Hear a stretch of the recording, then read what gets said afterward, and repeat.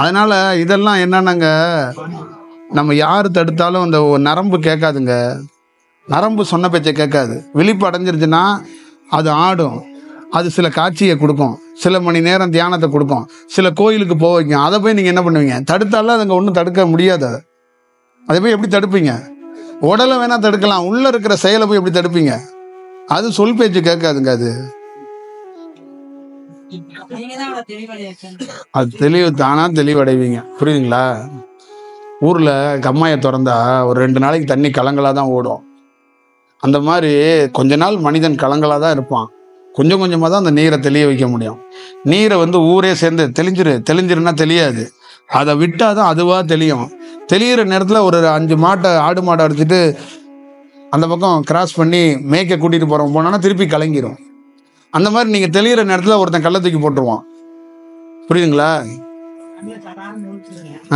ஆனால் அதிகமாக நீங்களே உங்களுக்கு கல்லை தூக்கி போட்டுருவீங்க. அது வேற மாறிடும், கவலைப்படாதீங்க. ஒரு நாள் மாறும்போது உங்களுக்கே தெரியாது, அதிசயமாக இருக்கும்.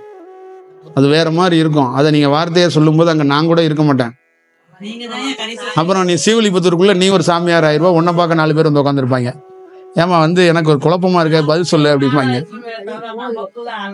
ஏமா ஆற்றல் வந்துச்சுன்னா நீயே அங்கே இருக்க மாட்டோமா? நீ உன் சொல்லு பேச்செல்லாம் அது கேட்காதுமா. புரியுதா? இப்போ நாங்களாம் சொல் பேச்சை கேட்டால் வேலை செஞ்சுட்டு இருக்கோம். வேலை வெட்டி கட்டிக்கப்பா, நீ சாமியாரை போய் வாக்கு சொல்லுனா சொல்லிட்டு உட்காந்துருக்கோம். அதெல்லாம் கேட்காது. தியானம் அதுதான். தியானம்ங்கிறது என்னன்னா, அந்த அனுபவம் பெற்றுச்சுன்னா அங்கே நீங்கள் இருக்க மாட்டீங்க. நீங்கள் பண்ணுற செயல் உங்களுக்கே நீங்கள் பண்ணுறதா இருக்காது. அது புரியுதுங்களா? அப்படிதான் அது செயல். அதனால இந்த அனுபவம் பெற்றுட்டா நீங்கள் எப்படி வேணாலும் மாறுவீங்க. என்ன உணர்ந்தேங்கிறீங்களா? அது இன்னமும் நான் என்னுடைய தேடுதல் இருந்துகிட்டு தான் இருக்கு. இன்னமும் நான் ஒரு தான் சொல்றேனே, இல்லை நான் உணர்ந்தாலும் இன்னைக்கும் நான் பிரபஞ்சத்தோட ஒரு மாணவனாக தான் பிரயாணிச்சுக்கிட்டே இருக்கிறேன்.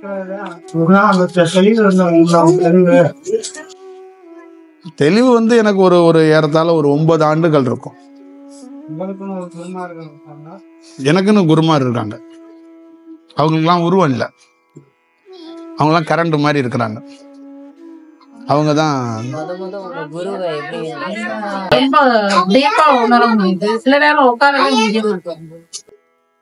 அது அந்தந்த சூழலை பொறுத்து, அந்தந்த அலைவரிசையை பொறுத்து ஒரு செயல் நடக்கும். அதே மாதிரி கால கணக்கு தான். இப்போ நம்ம எல்லாருக்குள்ளேயும் கிரக அடிப்படையில் தான் நம்ம இயங்க முடியும். ஒரு யோகி நல்ல தவம் செஞ்சால் கிரகத்தை விட்டும் விடுபடுறதுக்கு வாய்ப்பை உருவாக்குறாங்க. அவ்வளோ சாமானியமாக கிரகத்தை விட்டு விடுபட முடியாது. அப்போ அந்த கிரகத்துக்கிட்டையும் ஒரு சவால் காத்து இருக்கு நமக்கு. ஆனால் அதெல்லாம் பேசக்கூடாதுங்கிறதான் ஒரு யோகி சொல்கிறாங்க. ஏன்னா பேசுனா ஒரு சுற்றி வளைக்கும். அதுக்குள்ளேயே நம்ம எங்கள் ஊரில் ஒரு 10 மாட்டை ஒன்றா கட்டி புனையை அடிப்பாங்க. அந்த கதையாகி போயிடும். சுற்றி அதுக்குள்ளேயே வந்துட்டு இருப்போம். அதனால் இதுக்கெல்லாம் என்ன ஒரே ஒரு தீர்வாக என்ன செயல்னா, ஒரு கிளாரிட்டியாக நீங்கள் பயணிச்சிங்கன்னா வழி நடத்துறதுக்கு ஒரு ஆள் இருக்கிறார். அவரை பார்க்க முடியாது. ஒரு நாள் பார்த்தீங்கன்னா நீங்களே அவரை மாதிரி மாறிடுங்க. அவ்வளோதான் விஷயம். அது பார்க்க முடியுமா அப்படின்னா உங்களுக்கு குட்டி குட்டி அனுபவமாக உங்களுக்கு ஏற்படுத்தி உங்களுக்கே அந்த நம்பிக்கையை ஏற்படுத்தும். நான் ஒளியை பார்த்தேன், நான் நாகத்தை பார்த்தேன், நான் கடவுளை பார்த்தேங்கிறதோட உங்களுக்கு தியானத்தில் ஒரு சின்ன சின்ன அனுபவம் இருக்கிறதுனால தானே நீங்கள் முயற்சி பண்ணுறீங்க. நீங்கள் யார்கிட்ட வேணாலும் குரு கிட்ட போகலாம். ஆனால் உங்களுடைய சொந்த இதில் ஏதோ ஒரு அனுபவம் ஏற்படுறதுனால தானே அந்த தூண்டுதலில் நீங்கள் கிளம்பி பண்ணுறீங்க. அப்போ அந்த எக்ஸ்பீரியன்ஸ் உங்களுக்கே வரலன்னா நீங்கள் ஏன் வெளியில் வர போகிறீங்க? இங்கே ஒன்றுமே வரலங்க, உடலில் எதுவுமே வரலங்க, சும்மா சொல்கிறாங்க அப்படின்னு தானே போவீங்க. அப்போ ஏதோ ஒன்று நடக்கிறதுனால தானே. அந்த அம்மா அவங்க மனைவி அவங்களுக்கு எதுவும் நிகழலை, இவங்களுக்கு நிகழ்ந்துருச்சு. அதை உன்கிட்ட சொன்னால் புரியாது. புரியுதா? பருப்பு குழம்புக்கும் கார குழம்புக்கும் நான் வரலைங்கிறது உனக்கு சொன்னால் புரியாது. புளி வாங்கி தர்றது 40 வருஷமாக நான் புளி வாங்கி கொடுத்துட்டேவா இருப்பேன். அதை கொஞ்சம் புரிஞ்சுக்க அப்படிங்கிறது அவங்க சொல்கிறாங்க. புரியாது. ஒரு நாள் அந்தம்மா உணரும் போது அப்போ தான் அது நினைக்கும், ஆகா இவர் இப்படி இருந்திருக்கிறாரு. அப்போ அந்தம்மா என்னன்னா ரொம்ப அழுகும். எதுக்கு அழுகும்னா, நம்ம இப்படி இருந்தவங்களை எப்படி கஷ்டப்படுத்தியிருக்கோம். புரியுதுங்களா? ஒரு நாள் விவேகானந்தர் அழுதாரு, ஒரு நாள் நானும் அழுதேன். ஏன் அழுதோம்னா, நிறைய குருமார்களை கிண்டல் பண்ணியிருக்கோம், நிறைய சித்தர்களை கிண்டல் பண்ணியிருக்கோம், நிறைய கடவுள்களை கிண்டல் பண்ணியிருக்கோம். என்ன கிண்டல் பண்ணோம்னா, நான் இப்படி சோதனையில் இருக்கும்போது நீ என்ன பெரிய அங்கே உட்காந்துக்கிட்டு ராஜ தேரில் வந்துட்டு இருக்க, அதை பண்ணிட்டு இருக்க, இதை பண்ணிட்டு இருக்கன்னு கடவுள்கிட்ட போய் ஆதங்கத்தில் ஒன்று பேசுறது இருக்குல்ல, அப்ப உணர்ந்ததுக்கு அப்புறம் தான் தெரியுது அது எவ்வளவு பெரிய கஷ்டமான செயல், அது எப்படியாப்பட்ட செயல், அது எப்படியாப்பட்ட உன்னதமான செயல். அதை போய் நம்ம போய் ஒரு அலட்சியமா பண்ணிட்டோமே அப்படின்னு நான் அழுது இருக்கிறேன். அதே மாதிரிதான் விவேகானந்தர் ராமகிருஷ்ணரை பைத்தியன்னு கூட அவரே நினைச்சிருக்கிறார். அவரே சில இடங்கள்ல குரு சமாதி நிலை கொடுங்க, சமாதினா எப்படி இருக்கும், இந்த அதை கொடுங்க இதை கொடுங்கலாம் கேட்டிருக்கிறாரு. அப்புறம் ஒரு நாள் அவர் ப்ரொஃபஷனலா மாறினதுக்கு அப்புறம் எவ்வளவு பெரிய செயலை நம்ம போய் கேட்டிருக்கோம். ராமகிருஷ்ணர் குழந்தை மாதிரி பதில் சொல்லி இருக்கிறாரு அப்படிங்கிறத அழுதுட்டாரு. அதே மாதிரி ஒரு நாள் நீங்க நிச்சயமா இதை யாரெல்லாம் தவத்துக்கு டிஸ்டர்ப் பண்றாங்களோ அவங்க அழுதுருவாங்க, உண்மையிலே அழுதுருவாங்க. அப்ப தெரியும் அவங்க அழுவுறது மட்டும் இல்லை, அது ஒரு வேற மாதிரி. ஏன்னா அந்த வடிவங்கள் வேற மாதிரி. அது ரொம்ப சரண்டர் ஆயிருவீங்க, சன் ஆயிருவீங்கன்னு சொல்லுவாங்கல்ல. நல்ல தியானத்தை போய்கிட்டே இருந்தீங்கன்னா பார்த்தீங்கன்னா சன் ஆயிருவீங்க, பேச முடியாது, ஒரு மாதிரி ஆயிருவீங்க, அழுவ கூட முடியாது. இதான் நான் சொல்லணும்னா ஒரு ஒரு நீங்க சொல்றீங்களா ஈஸியா சிவன் பெருமாள் பண்ணீங்கன்னா உண்மையிலே அரண்டு போயிருவீங்க. சிவசக்தி பலகாசம் சில பேர் எல்லாமே இந்த கோயில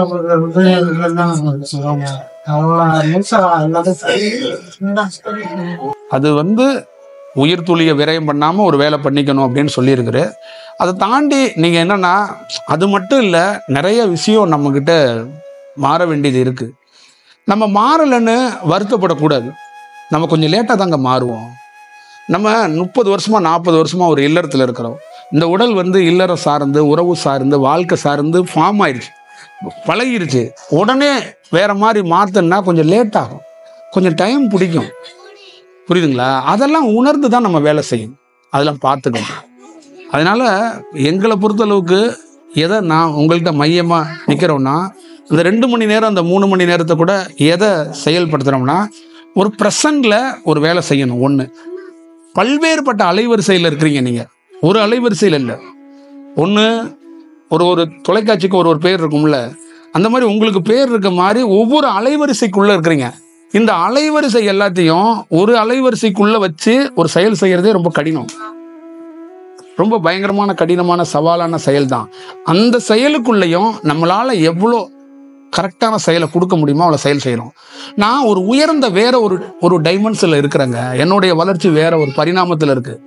என்னுடைய பரிணாம வளர்ச்சிக்கு ஏற்ற மாதிரி இன்னொரு அந்த மாதிரி பரிணாம வளர்ச்சியில் பக்கத்தில் ஒன்று உட்காந்துச்சுன்னா என்ன பண்ணிருன்னா என்னை பயன்படுத்துகிற விதம் வேற மாதிரி இருக்கும், என்கிட்ட இருந்து பெற விஷயம் வேற மாதிரி இருக்கும், என்னை பார்க்கறது வேற மாதிரி இருக்கும், என்கிட்ட இருக்கிற அந்த உரையாடல்களை அது உரையாடுகிற விஷயம் வேற மாதிரி இருக்கும். அப்போ அதெல்லாம் நீங்கள் முதல்ல ஸ்டடி பண்ணி அப்படி போகணும். இப்போ நான் ஒரு செல்ஃபோனுன்னா என் செல்ஃபோன் 25,000 50,000 இருக்கிறது முக்கியம் இல்லை. என் செல்ஃபோனுக்கு அடிப்படையாக அதுக்கு ஒரு சிம் கார்டும் ஒரு டவர் ரொம்ப முக்கியம். இந்த டவருக்கு காரணம் பிரபஞ்சம் தான். இந்த பிரபஞ்சம் அந்த பேராற்றல் இருக்கிறதுனால தான் என்ன ஒரு 2 பேர் பார்க்குறாங்க, அந்த ஏதோ ஒரு விஷயம் கிடைக்குன்னு நினைக்கிறாங்க. படித்ததை வச்சு கொடுக்கறது டவர் கிடையாது, பெற்றதை கொடுக்கறது பேர் தான் டவர். இந்த டவருங்கிறது அந்த அலைவரிசையை வாங்கி மற்ற மொபைல்ஸுக்கு கொடுக்கறது, மற்ற நெட்வொர்க்கு நீங்கள் யூஸ் பண்ணுற அத்தனை நெட்வொர்க்குக்கும் கொடுக்கறது. இப்போ நம்மக்கிட்ட இருக்கிறத இந்த செல்ஃபோனுங்கிறது உங்கள் உடல், இந்த சிம்முங்கிறது உங்கள் உயிர். இதுக்கு இங்கேருந்து இந்த டவர்லேருந்து அதுக்கு என்ன கொடுக்க முடியுமோ அதை கொடுக்கறதுக்கான வாய்ப்புகளை உருவாக்குது. அப்போ அந்த அலைவரிசை எனக்கே நின்று போயிடுச்சுன்னா எவ்வளோ காஸ்ட்லியான மொபைல் என்னோட மொபைலாக இருந்தாலும் அது புரோஜனமற்றது. அப்போ இந்த உடல் ஒன்றும் பெரிய செயல் விசேஷம்லாம் இருக்காது. புரியுதுங்களா? ஒரு குருவை கட்சி தலைவர் மாதிரி யாரும் வணங்க மாட்டாங்க, உயிரிலேருந்து நடுங்கி வணங்குவாங்க. சிவன்னு சொன்னா எங்களை அறியாமையே ஒரு குனிவு வரும், எங்களை அறியாமையே. ஏன்னா அந்த நரம்பு தானா குமியுங்க, நாங்க குமிய மாட்டோம். தலைவன்னா தலைவனுக்கு இப்படி குமியறது இப்படி விளையாடுறது இருக்குல்ல, சிவன்னா தானா ஒரு நரம்பு குமியும், சொன்னாலே குமியும். அதுதான் அந்த மேஜிக், அதுதான் அந்த செயல். அந்த மாதிரி இந்த செயல் வடிவத்தெல்லாம் நீங்க வேற வடிவத்துல பார்த்து வச்சுக்கணும். நம்ம இதுக்குள்ள நிறைய பெரிய அனுபவம் பெற்றவங்க நீங்கள் லைவ்ல சமகாலத்தில் இந்த மாதிரி ஒரு உரையாடல் டிஸ்கஷன்லாம் நடத்தப்படலை. நீங்கள் பார்த்த ஆட்கள்லாம் வெவ்வேறு பரிணாமத்தில் வெவ்வேறு செயலில் இருந்தாங்க. இவ்வளோ க்ளோஸ் மீட்டிங்கு தமிழ்நாட்டுக்குள்ளே நம்ம மாதிரி ஒரு அனுபவத்துக்குள்ளே யாரும் இந்த மாதிரி ஒரு க்ளோசிங்கான ஒரு மீட்டிங் எல்லாம் பார்க்க முடியாது. அவங்களுடைய செயல்பாடுகள் வேற, செயல் விஷயம் வேற. அதனால நான் உங்ககிட்ட மீண்டும் மீண்டும் எதை புஷ் பண்ணுறேன், எதை சொல்ல விரும்புகிறேன் நல்லா பார்த்துக்கிட்டிங்கன்னா, நீங்கள் பல்வேறுபட்ட கேள்விகளை கேட்கும்போது என்னோட கேள்வி எதை வந்தமா இருக்கு, நீ கடக்கணும் தான் சொல்கிறேன். உங்களை நான் எப்படி பண்ணுறேன்னா, நான் உங்களை உருவாக்கணும், ஆனால் அதுக்கு உன்னோட உதவி வேணும்னு நான் எதிர்பார்க்குறேன். நீங்கள் என்கிட்டேருந்து ஹெல்ப் கேட்குறீங்க, நான் என்ன கேட்குறேன்னா உங்ககிட்டேருந்து ஹெல்ப் கேட்குறேன். எனக்கு ஒரு ஹெல்ப் பண்ணுங்கன்னு நான் உங்களை கேட்குறேன். நீங்கள் என்ன பண்ணுறீங்கன்னா எனக்கு ஒரு ஹெல்ப் பண்ணுங்கன்னு நீங்கள் கேட்குறீங்க. எனக்கு வாழ்க்கை கொடுங்கன்னு நீங்கள் கேட்குறீங்க. உங்கள் வாழ்க்கை உங்கள் கையில் தான் இருக்குது. நீங்கள் எனக்காக நீங்கள் கொஞ்சம் அந்த பாதையை விட்டு விலகாமல் போங்க அப்படின்னு நான் சொல்கிறேன். உங்களுக்கு இங்கேருந்து இது வந்துடும், அங்கேருந்து அது வந்துடும்னு நான் வானிலை ஆராய்ச்சி மாதிரி சொல்ல வரல. என்கிட்ட இருந்து அனுபவத்திலேருந்து அந்த ஓன் எக்ஸ்பீரியன்ஸ்லேருந்து என்ன மக்கள்கிட்ட கரெக்டாக தெளிவாக கிடைக்கப்படனா, ஒரு தியானம்னா லேசுப்பட்ட வேலை இல்லை. அந்த தியானத்தில் துன்பம் வரும், இன்பம் வரும், துயரம் வரும். சமயத்தில் வீட்டில் இருக்கிற சில நபர்களை இழக்க வேண்டிய சூழ்நிலை கூட வரும், தொழிலை இழக்க வேண்டிய சூழ்நிலை வரும், பெரிய பெரிய செயல்களை இழக்க வேண்டிய சூழ்நிலை வரும், பெரிய பெரிய கண்ணீர்களை சுமக்க வேண்டிய சூழ்நிலைகள் வரும். யாரும் நம்மளை ஒரு சின்ன ஆறுதல் கூட கொடுக்க முடியாத ஒரு சூழல் வரும். அந்த மாதிரி சூழ்நிலையில கூட நம்ம தாக்கு பிடிச்சு நிக்கணும். அப்ப அது வேற வடிவத்தை காட்டி கொடுக்கும். அப்பயும் நம்மளை வேற பியூரா உருவாக்கணும். அப்ப உங்களுக்கு என்ன தெரியும்னா, சுத்தி இருக்கிற யாருக்கும் தெரியாது. என்னுடைய அனுபவத்துல சொல்றேன், சுத்தி இருக்கிற எல்லா சூழலையும் முடிஞ்சிருச்சு, அந்த படம் க்ளோஸ், அவ்வளவுதான் அப்படிங்கிற ஒரு செயல் வடிவம் ஆயிருச்சு. ஆனா உள் உணர்வு அது தீவிரமா வளருது. அந்த உள் உணர்வு என்னவா சொல்லுது, இப்பதான் வாழ்க்கையே ஆரம்பிக்க போகுது, இதுதான் லைஃப். அது லைஃப் இல்ல, அது ஒரு ட்ரையல்.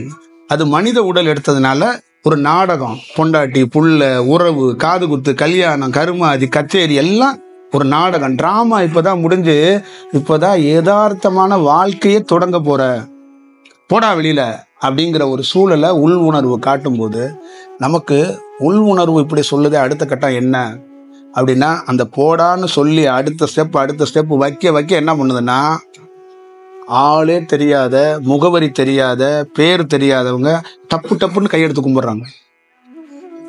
மரியாதை இல்லை, அந்த உள் வளர்ச்சி அது ஈர்ப்பை ஏற்படுத்துது. அதுதான் தியானம். அதே செயல் உங்க வாழ்க்கையில் எல்லாருக்குமே நடக்கும். இந்த தியானத்தை முறையா கரெக்ட் பண்ணவனால இதை பண்ண முடியும். இங்க என்னன்னா, உருவாக்குதல ஒரு பாடம் மாதிரி சொல்றது மட்டும் இல்லாம ரொம்ப கவனம் எடுத்து செய்யணும். உங்க ஸ்கூல்ல கிளாஸ்ல டீச்சர் வாத்தியாரு அவங்களே உங்களுக்கு டியூஷன் வாத்தியாராகவும் டீச்சராகவும் ஈவினிங்லையும் கிடைச்சிட்டாங்கன்னா பெஸ்டா இல்லையா? இப்ப லைவ்ல நான் இருக்கிறேன், சூட்சுமத்திலையும் நான் வருவேன், அதுதான் அதுல இருக்கிற செயல். அப்ப அதே வடிவத்துக்குள்ள நாம எங்க இருந்து பெற்றிருக்கோம்னா, இந்த ஓப்பன் வெட்ட வெளியிலிருந்து தான் ஆற்றலை பெற்றிருக்கிறோம். எந்த ஆக்ஸ்போர்ட் பல்கலைக்கழகத்திலிருந்து நம்ம ஒரு பட்டம் படிச்சு எடுத்துட்டு வரல. அப்ப பட்டம் படிப்பு எடுத்துட்டு வந்தா என்னுடைய பிரில்லியண்டான மூளையை வச்சு நான் படித்த காகிதங்களை வச்சுதான் உங்கள்கிட்ட உரை நிகழ்த்த முடியும். இது நோ காகிதம், இது எல்லாம் சொல்ல முடியாத ஆற்றல்கள். இதை திறக்க செல் மாதிரி அப்படியே உயிர் துளிகள் பறந்துகிட்டே இருக்கும். இது தீராது. எத்தனை 100 பேருக்கு இங்க செஞ்சோம்ல, இன்னும் எத்தனை பேர், ஏறத்தாழ நீங்க நம்ப மாட்டீங்க, 25 பேர் 30,000 பேருக்கு மேல நான் கிராஸ் பண்ணிட்டேன் தீட்சைக்கும். தமிழ்நாட்டில் குறைந்தபட்சம் ஒரு 30,000 பேரை கிராஸ் பண்ணியிருப்பேன். அப்ப என் உடல் எப்படி பலவீனமாகும், என் உடல் எவ்வளவு செயல் சந்திக்கணும், எத்தனை கேன்சர் நோயாளிகளை நான் சந்திச்சிருப்பேன் தெரியுமா? சும்மா நீங்க உங்க தாய் தந்தைக்கு 10 வாட்டி ஆசீர்வாதம் கீலிங் பண்ணி பாருங்க. அப்புறம் உங்க உடம்பு வலி எப்படி வருது, உங்களுக்கு என்னென்னலாம் நிகழுங்கிறத நீங்க ஒரு 6 மாசம் இந்த வேலையை தொடர்ந்து செஞ்சு பாருங்க. இந்த ஹீலிங்கு, நீங்க இன்னொருத்தருக்கு தீட்சை கொடுக்கறது, இதெல்லாம் கொஞ்ச நாள் செஞ்சு பாருங்க. அப்புறம் உங்களுடைய உடல், உங்களுடைய வாழ்க்கையில என்னென்ன மாதிரி செயல்லாம் நிகழுங்கிறத நீங்களே பார்ப்பீங்க. லேஸ்பட்ட காரியம் கிடையாது. அதெல்லாம் உணர்ந்து செயல்படணும், அதெல்லாம் ஒரு செயல் வடிவமா கொடுக்கணும். அப்ப இதெல்லாம் எப்படி நிகழுதுன்னா, அந்த அனுபவத்துல அந்த ஆற்றல் அதை சரி செய்யுது, அதை வடிவமா செய்யுது. அது அடுத்த இடத்துக்கு நவர்றதுக்கான வாய்ப்பை உருவாக்குது. அப்போ நமக்கு என்ன தோணுது அப்படின்னா, ஒவ்வொரு இடத்துக்குள்ளேயும் நீங்கள் நம்பினாலும் சரி நம்பினாலும் சரி, நான் ஃப்ரெஷ்ஷாக தாங்க ஒவ்வொரு மனிதரையும் புதுசாக அவங்கள பார்க்குற மாதிரியே பார்ப்பேன். நியூ இன்னைக்கு இங்கே வந்தவங்களே அடுத்தது விராலிமலையில் 12ஆம் தேதி ஈவினிங்கு அதே ஆட்கள் அதே உருவம் எல்லாம் வந்திருப்பாங்க. ஆனால் நான் வேற தன்மையில் இருப்பேன். இந்த உருவம் தான், ஆனால் அது அந்த வடிவத்தில் இருக்காது. அந்த மலையில் என்ன தன்மை இருக்கோ அந்த செயல்பாடுல நான் செயல்படுவேன். அது டோட்டலா வேறையா இருக்கும். அந்த இடத்துல அருணகிரியாவும் நிக்கலாம், முருகனாவும் நிக்கலாம், வேற வடிவத்துக்குள்ளேயே நிக்கலாம். இந்த வடிவத்துக்குள்ள இந்த இடத்துக்குள்ள ஒரு தன்மையில் இருப்போம். அப்ப ஒவ்வொரு முறையும் கிளாஸ்ல நம்ம கிட்ட வர்றவங்ககிட்ட ஃபர்ஸ்ட் டைம் பார்க்குற மாதிரி தான் ஃப்ரெஷ்ஷாக அந்த கிளாஸை கண்டக்ட் பண்ணுறோம். அவங்கள்ட்ட சொல்கிறோம்.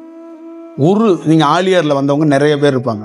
அவங்கள்ட்ட பார்த்தீங்கன்னா அவங்க என்ன கேள்விகள் என்ன வேணாலும் ரிப்பீட்டடாக கேட்டால் கூட ஏன் அதை சொல்கிறோம்னா, இந்த இடத்துக்குள்ள 4 hours 3 hours நம்மளோட ஆதிக்கம் இருக்கணும். நீங்கள் கேள்வி கேட்குறீங்க, நான் பதில் சொல்கிறேன். இது எதுக்கு அப்படின்னா, இது ஒரு விதமான ஒரு செயல். ஆனால் இதை தாண்டி இதுக்குள்ளே என்ன நிகழுதுன்னா, ஒரு 3 மணி நேரம் 4 மணி நேரத்தில் உங்களுடைய சுவாசமே மாற்றம் நடக்கும். நீங்கள் சும்மா என்னை பார்த்துக்கிட்டே உட்கார மாட்டீங்க, ஓடி போயிடுவீங்க. புரியுதுங்களா? நெளிஞ்சிருவீங்க. அப்போ அது பேச்சு எதுக்காக? டிஸ்கஷன் எதுக்காக சத்சங்கம்? எதுக்காக இந்த உரையாடல்? நம்ம என்ன கட்சி ஆரம்பிக்க போகிறோமா? இல்லை சிவபெருமானுக்கு நம்ம என்ன பிரதிநிதியா? அவரு ஏதாவது கட்சி வச்சிருக்கிறாரா? இல்லை மாணிக்க வாசகர் ஏதாவது மாவட்ட செயலாளராக இருக்கிறாரா மதுரை பக்கத்தில்? அது இல்லையே.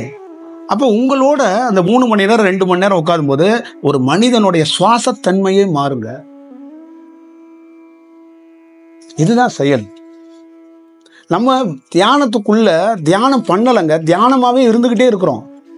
தியானம் பண்றது நம்மளோட வேலை இல்லை, தியானமாவே வாழ்றது, அவ்வளவுதான்.